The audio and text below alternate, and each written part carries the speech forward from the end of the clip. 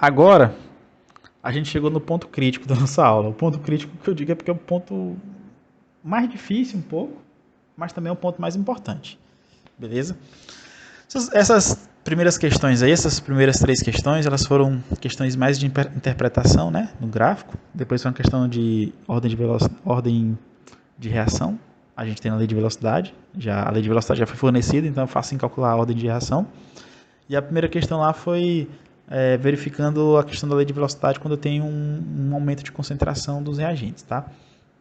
Agora essa questão aqui vai abordar uma temática muito importante, que é a temática que fala de como que a gente vai chegar nessas ordens de reações, como que a gente vai chegar nas leis de velocidade, como que determina as leis de velocidade, beleza? Porque alguns que já assistiram os vídeos, vão estar entendendo como é que calcula. Ou outros, pode ser que tenha assistido o próprio vídeo, a videoaula da teoria e não tenha entendido. Pode ter visto as questões anteriores e falado, professor, de onde foi que veio essa lei de velocidade? Essa lei de velocidade, ela veio lá do laboratório, beleza? Ela é determinada experimentalmente, tá? Então não caiam no erro comum, certo? De olhar aqui a equação química e achar que os expoentes da lei de velocidade são justamente os coeficientes estequiométricos aqui. Não façam isso, porque não é. Obviamente, em alguns casos vai ser igual, mas é por coincidência, beleza? Porque esses expoentes aqui que estão nas alternativas aqui, ó, eles são determinados no laboratório, experimentalmente, beleza? Então a gente vai ver como que determina isso agora. Vamos lá. Essa questão vai tratar disso, certo? É assim, ó. No laboratório foram efetuadas diversas experiências para a reação. Que reação é essa, professor? É o 2H2, né? 2 hidrogênio gasoso, reagindo com 2NO, né? Que é o monóxido de nitrogênio, formando N2, que é o nitrogênio gasoso, e formando água. 2 mols de água, 2 moléculas de água, né? Gasosas, tá? Com o resultado das velocidades iniciais obtidos, montou-se a seguinte tabela. Então, o que eles fizeram? Fizeram a experiência 1, experiência 2, experiência 3, 4, 5. E eles mediram a concentração inicial de H2NO e as velocidades iniciais. Beleza? Aí, baseando-se na tabela acima, podemos afirmar que a lei de velocidade para a reação é. Então, está aqui as nossas 5 alternativas. Tá? Então, o que foi que eles fizeram? Fizeram 5 experimentos com concentrações conhecidas dos reagentes, que no caso é H2NO, e mediram as velocidades iniciais. Beleza? Então, a partir desses dados, nós iremos determinar a lei de velocidade. Tá? E aí alguém fala, professor, como é que faz isso? Eu não estou entendendo nada. Então, você vai entender agora. Tá? Primeira coisa que a gente vai fazer é analisar alguns experimentos. Beleza? Primeira coisa, nós vamos verificar os experimentos em que um dos reagentes vai ficar constante e a gente vai querer ver o efeito da velocidade somente quando um dos reagentes vai variar. Aí depois a gente vai estudar outro experimento em que outro reagente fica constante e só um irá variar juntamente com a velocidade. Aí alguém fala, professor, por que faz isso? Para a gente poder ver o efeito individual de cada reagente tem na velocidade. Beleza? Eu quero ver o efeito individual que cada reagente tem na velocidade. Porque se for para mim avaliar os dois variando, não tem como eu saber qual é o efeito que os dois irão ter. Então, o que eu faço? Eu vou manter um constante, vario apenas o outro e vejo que efeito na velocidade essa variação causou. E aí, a partir dessa comparação, eu vou saber a ordem de reação. Beleza? Então, vamos lá. Primeira coisa, quando eu comparando-se as experiências 1 e 2, então eu vou estudar agora por enquanto somente as experiências 1 e 2. Beleza? Eu vou estudar somente a experiência 1 e 2 por enquanto. Vou esquecer as outras nesse momento. Quando eu vou estudar essas experiências, no caso o experimento 1 e 2, o que eu percebo aqui de cara? Que a concentração do NO está constante, ó. Ela não muda. Beleza? Ela não muda, né? E eu percebo que a concentração do H2 muda e eu percebo que a velocidade também muda.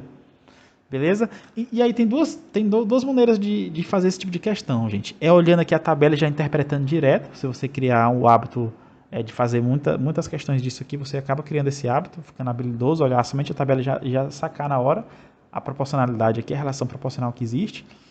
Agora, caso você não tenha essa experiência, então é melhor você montar as equaçõezinhas na matemática e ir no passo a passo para chegar na resposta. Então aqui eu vou fazer dos dois jeitos. Eu vou fazer do jeito mais, como é que fala, convencional e mais que fala, além de convencional, existe outra palavrinha. O jeito mais seguro, que é na matemática, beleza? O jeito mais seguro. E depois eu vou fazer do jeito mais rápido, que é o jeito das pessoas que já têm habilidade, que é olhar a tabela e já interpretar, beleza? Então eu vou fazer aqui primeiro no passo a passo, tá? Então como que a gente vai fazer isso? Se eu estou comparando a velocidade, os experimentos 1 e 2, eu vou montar equações desse tipo, ó. Eu vou pegar a velocidade 2, tá?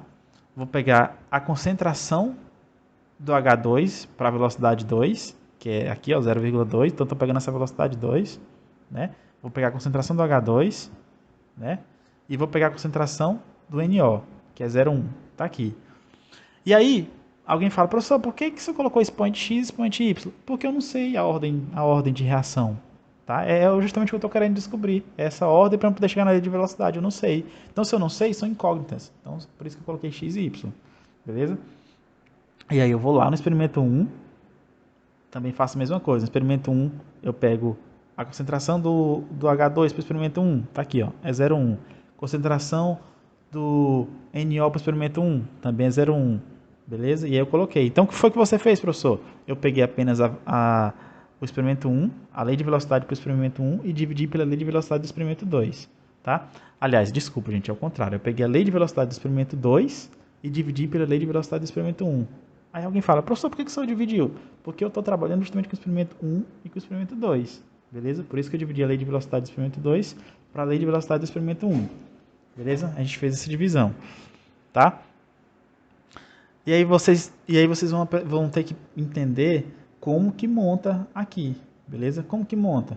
Para mim montar isso aqui, eu admiti isso, ó. Eu admiti que a lei de velocidade é igual ao K, né? Só que eu não escrevi o K, porque ele é constante, ele vai sumir. É igual ao H2 elevado a X vezes NO elevado a Y.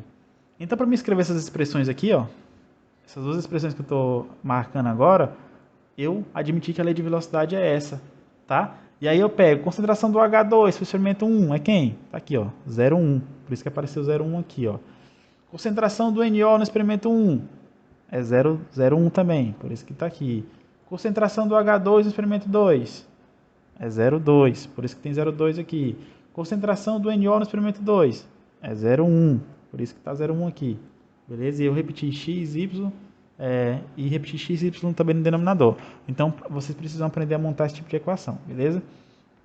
Então, dito isso, ensinando vocês como montar aqui as equações, e fazendo aqui as divisões, né, que já que eu estou comparando experimento 1 e experimento 2, faço a velocidade do experimento 2 dividido pela velocidade do experimento 1. E aí, o que foi de novo que apareceu aqui nessa equação? O de novo que apareceu aqui nessa equação é que no lugar de V2 e V1, eu coloquei 0,2 e 0,1 respectivamente, que são as velocidades 2 e velocidade 1, que está aqui ó, na tabela, tá? Então, as duas velocidades eu trouxe para cá, beleza? Trouxe as duas velocidades para cá e coloquei na expressão, beleza? Aí o que acontece, gente? Vocês estão vendo aqui, a gente montou aqui uma equaçãozinha, né? Uma divisão de equação, digamos assim. Você tem uma equação de cima, uma equação de baixo, e a gente montou essa divisãozinha. Então o que eu faço?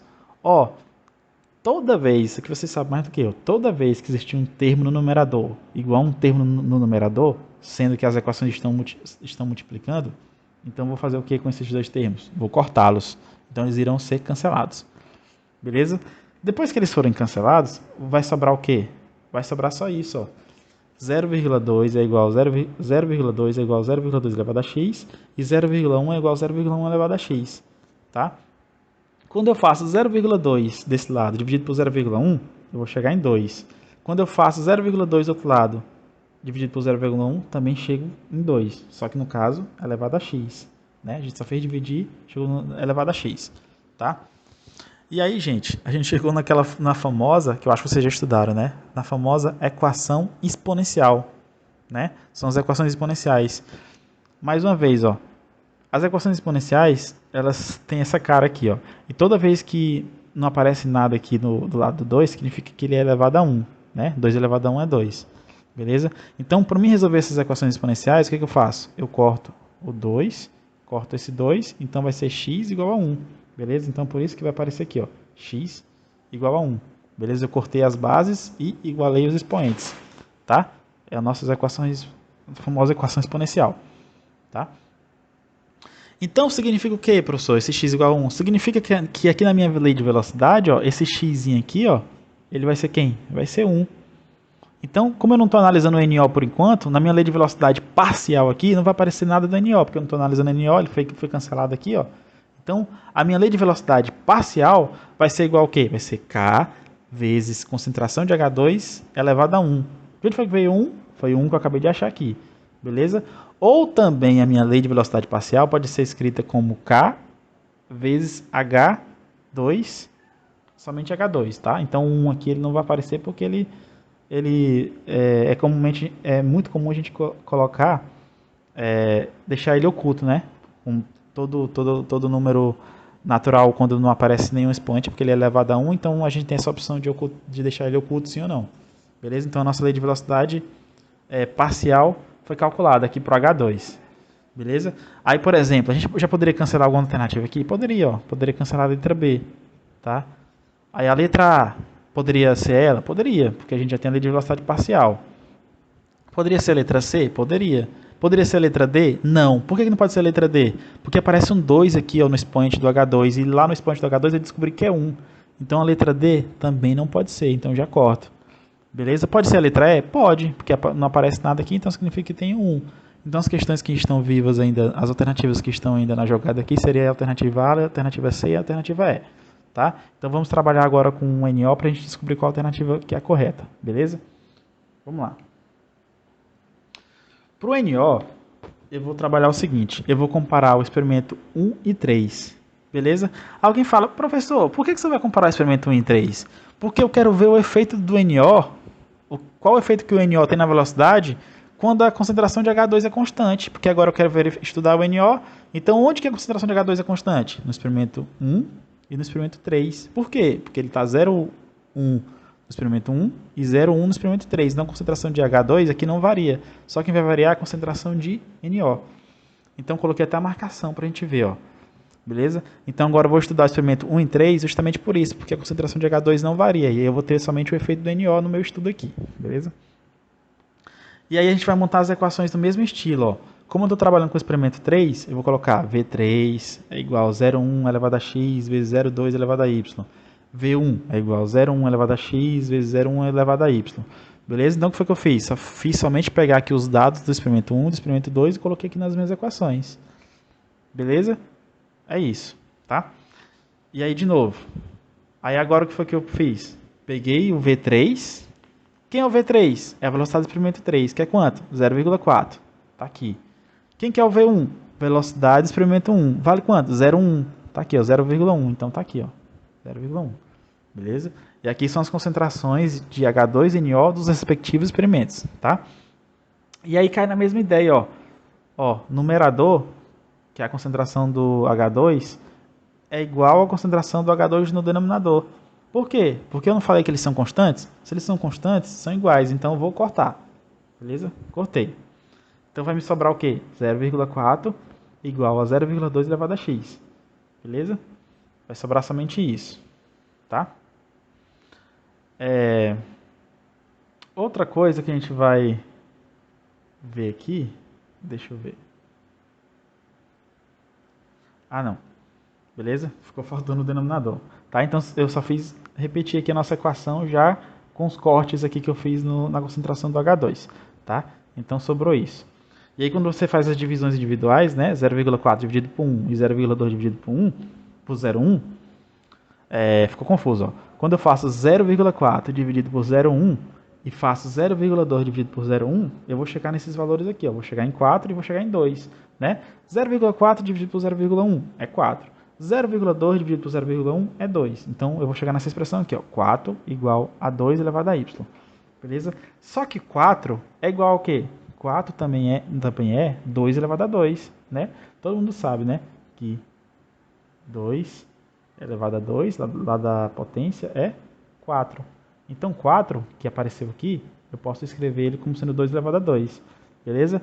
Alguém fala, professor, por que o senhor fez isso? Para mim poder resolver a minha equação exponencial. Beleza? Para mim resolver as equações exponenciais aqui, é necessário que eu tenha a mesma base. Para quê, professor? Para eu poder cortar as bases aqui. Ó. Se eu cortei essa base que é 2 e cortei essa base que é 2, vai sobrar só y igual a 2. Então, a resposta da minha equação exponencial vai ser y igual a 2. Beleza? E aí o 4 que está aqui, eu não poderia cortar com esse 2, porque são bases diferentes. Então, eu tenho que deixar a equação exponencial na mesma base. Quem não está entendendo muito esse negócio aqui, por favor, vão lá, pesquisem sobre equações exponenciais. Tá? As equações exponenciais, resolução de equações exponenciais básicas. E aí vocês vão entender melhor o que a gente está falando aqui, beleza? Então, de posse dessas informações todas, eu vou chegar no y igual a 2. Tá? Se eu cheguei no y igual a 2, significa o que, professor? Que a minha lei de velocidade parcial vai ser igual a k vezes NO elevado a 2, beleza? O 2 que apareceu aqui vai ser o valor de y, tá? Lá daquela nossa primeira conversa lá no início, tá? Quando eu achar o valor de y, vai ser o y que está elevado ao NO, beleza? O y é quem é o expoente do NO, tá? Então, como eu achei o y aqui agora, ó, então o y vai ser o expoente do NO. Então, se o y é 2, então meu NO vai estar elevado a 2. Beleza? E aí, de posse dessas informações, a gente já chega praticamente na resposta certa, né?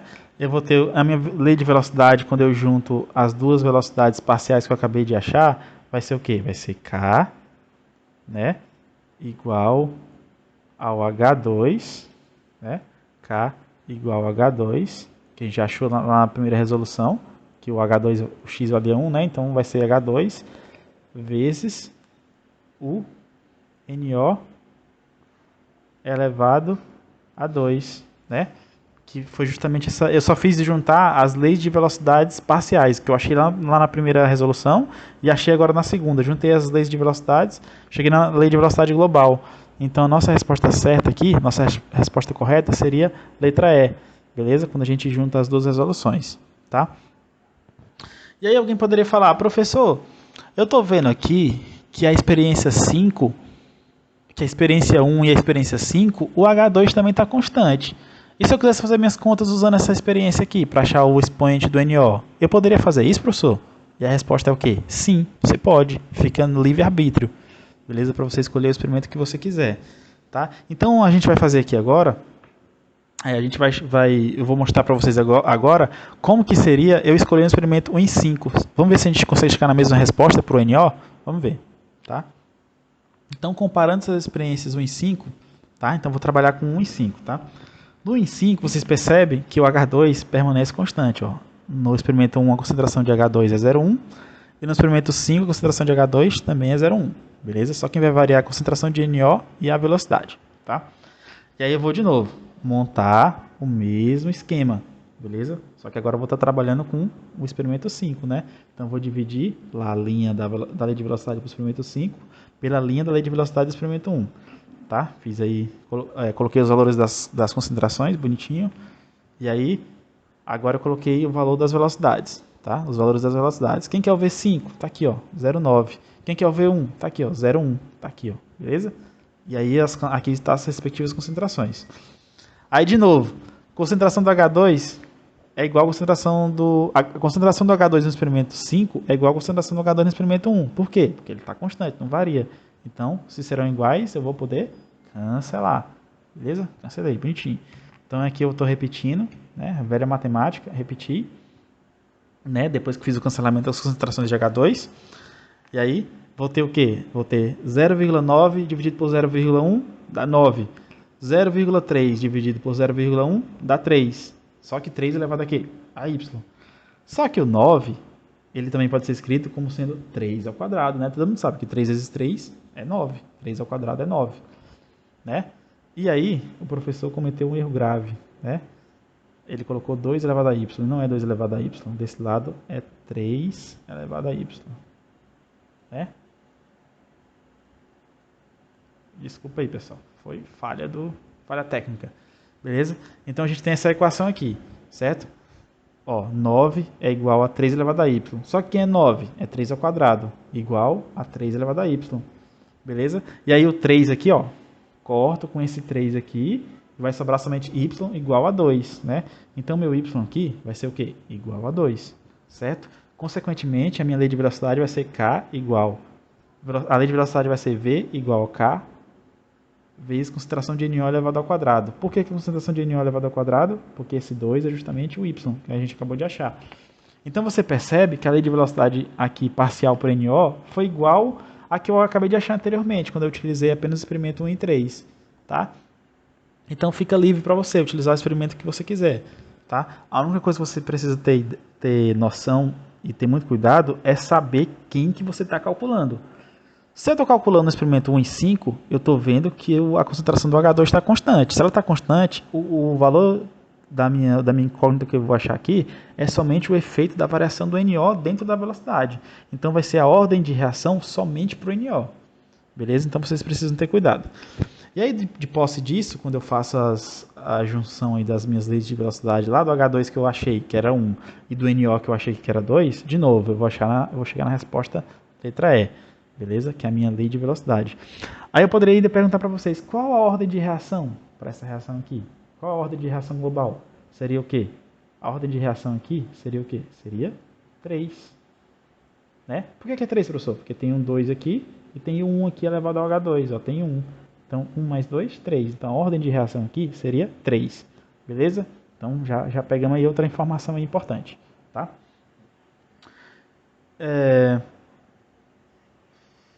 Assim, eu falei para vocês também, apesar da aula vai ficar um pouquinho longa aí, acho que vai bater uns 40 minutos, vai bater uns 45 minutos talvez.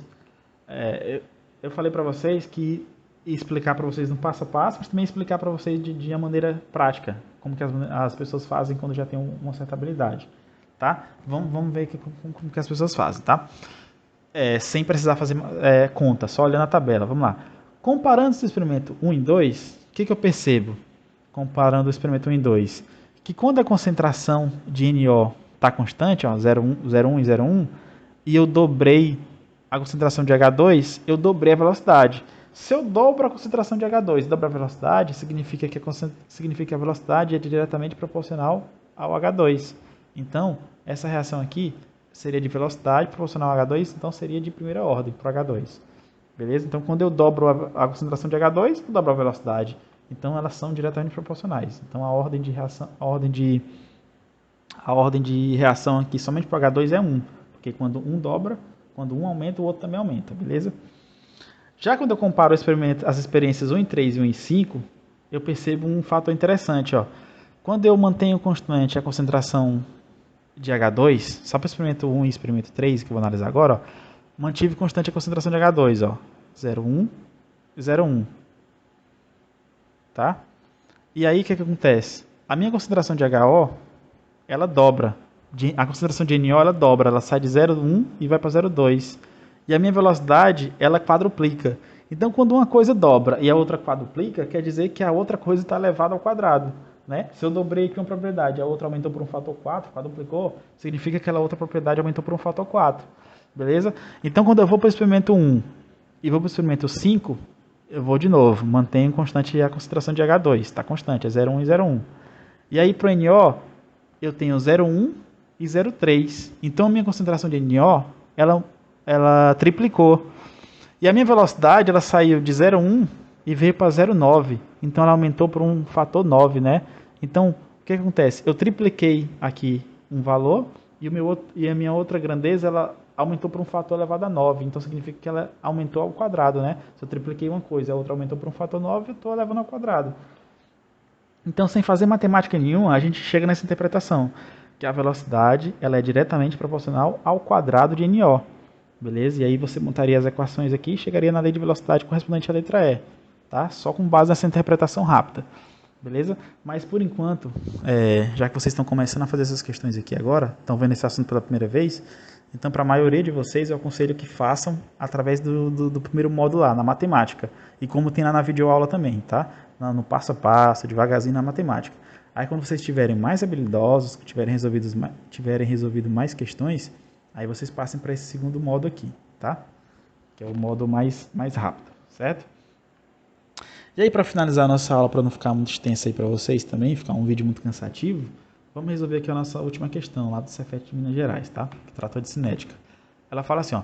O estudo cinético em fase gasosa significa o quê? Que a gente está estudando a velocidade das reações em fase gás, né? E a temperatura constante da reação representada pela equação 2A gasoso mais B, formando C gasoso, né? Então, a gente vai fazer o estudo cinético dessa reação genérica aqui, beleza? E ele fala assim, ó, o estudo cinético mostrou que a velocidade da reação não depende da concentração de B, beleza? Então ele falou que a velocidade da reação não depende da concentração de B, mas ela quadruplica quando a concentração de A é dobrada. Essas observações permitem afirmar que, olha aí, gente, essa questão já é diferente. A gente viu questões de gráfico, viu questão de tabela, e essa aqui já é uma questão textual. Ela descreve a lei de velocidade em forma de texto. Beleza? A gente fez uma questão aí que a gente tinha que achar a lei de velocidade através das informações contidas num gráfico. A gente fez. Depois tivemos que achar a lei de velocidade através das informações contidas numa tabela, que foi a questão anterior. A gente fez. Agora a gente precisa achar a lei de velocidade de uma questão que fornece as informações através de texto, informação textual. E aí não é difícil, tá? Primeira coisa, se ele fala que a velocidade da reação não depende de B, então significa que B não vai estar na nossa lei de velocidade, beleza? Nossa lei de velocidade não vai estar o B. Então a gente já vai poder escrever nossa lei de velocidade assim, ó. Lei de velocidade, que é o V, vai ser igual a K, vezes a concentração de alguma coisa. Essa concentração só vai poder ser o de A. Por que vai poder ser o de A? Porque o B, ele fala que a reação não depende da concentração de B. Então, se a velocidade da reação não depende da concentração de B, o B não pode estar aqui na nossa lei de velocidade. Por quê, professor? Porque a lei de velocidade, ela expressa a relação matemática entre a concentração dos reagentes e a velocidade. Beleza? Então, se você tem um reagente que participa da velocidade da reação, ele vai ter que estar na lei de velocidade. Agora, se o reagente não participa da velocidade da reação, então ele não pode estar na lei de velocidade. Então, o B não pode estar aqui na nossa lei de velocidade, beleza? Outra coisa, a questão fala assim, quando eu quadruplico a concentração de A, ele fala que a velocidade ela é dobrada quando ele quadruplica a concentração de A, né? Deixa eu ver aqui. Não, ele fala que a velocidade quadruplica quando a concentração de A é dobrada. Então, toda vez que eu dobro uma grandeza e a outra grandeza aumenta por um fator 4, significa que aquela outra grandeza está elevada ao quadrado. Né? Então, toda vez que eu duplico uma grandeza e a grandeza que está relacionada com ela aumenta por um fator 4, quer dizer que ela está elevada ao quadrado. Beleza?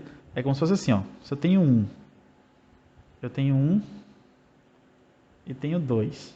Beleza? E agora eu vou dobrar 1. Eu venho para o 2. E aí, o meu outro fator aqui já vai aumentar por um fator 4. Então, qual a relação entre essas grandezas aqui? É uma relação de quadrado. Beleza? Quando eu dobrei essa aqui não dobrou. Ela teve o valor dobrado, mas não mais justamente pelo fator quadrado, entendeu? Basicamente isso. Certo?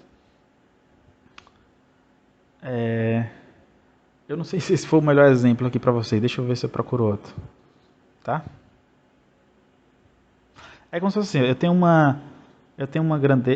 o reagente A e tenho a minha velocidade V, né?